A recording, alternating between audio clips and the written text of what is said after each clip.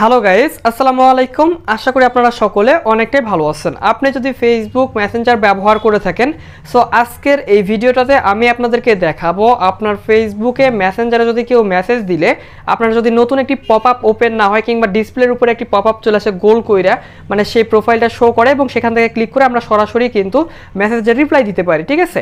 So আপনার যদি এই অপশনটি না এসে থাকে, তো আজকের এই ভিডিওটাতে আমি আপনাদেরকে সেই অপশনটাই আনিয়ে দেখাবো, কিংবা আপনার কেন আসে না কিংবা কি সেটিংস করলে আপনাদের আসবে সেটাই দেখাবো আজকের এই ভিডিওটাতে। পুরো ভিডিওটা সম্পূর্ণ দেখতে হবে, বেশি কথা বলবো না। চলুন গাইজ, ভিডিওটি শুরু করা যাক।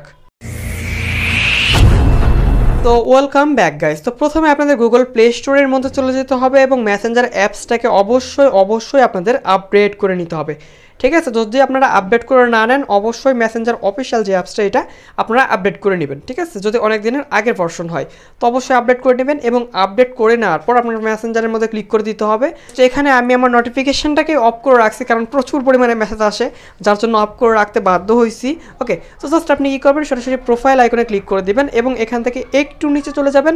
একটু নিচে চলে গেলে আপনারা নিচের দিকে একটা লেখা দেখতে পারবেন, বাবলস লেখে, ঠিক আছে? জাস্ট আপনি এখান থেকে বাবলস অপশনে, এই অপশনটাতে ক্লিক করে দিবেন এবং এখানে ক্লিক করে দেওয়া মাত্র দেখতে পারবেন আপনারা এখানে কিন্তু নান ক্যানট বাবলস, মানে কারো মেসেজের আপনি এখান থেকে কিন্তু এরকমভাবে বাবলস আকারে কিংবা গোল আকারে আপনার ডিসপ্লেতে শো করবে না, ঠিক আছে? আপনি যদি এখানে চিপ দেন, এখানে ক্লিক করে আপনি কিন্তু নিজস্ব সিলেক্ট করে দিতে পারবেন যে কার এখানে আসবে কিংবা কার এরকমভাবে নোটিফিকেশন আসবে, ঠিক আছে? জাস্ট আপনি এখান থেকে all conversation can bubbles, just এই অপশনে সিলেক্ট করে দিলে আপনার মেসেজে আপনাকে যতজন মেসেজ পাস হবে এই ফেসবুক মেসেঞ্জারে কিংবা এই ফেসবুক অ্যাকাউন্টের মেসেঞ্জার আইডিতে, তো সবার মেসেজ কিন্তু আপনি এরকমভাবে বাবল আকারে পেয়ে যাবেন। সো গাইস, আশা করি বিষয়টি নিয়ে কোনো প্রকার কোনো সমস্যা হবে না।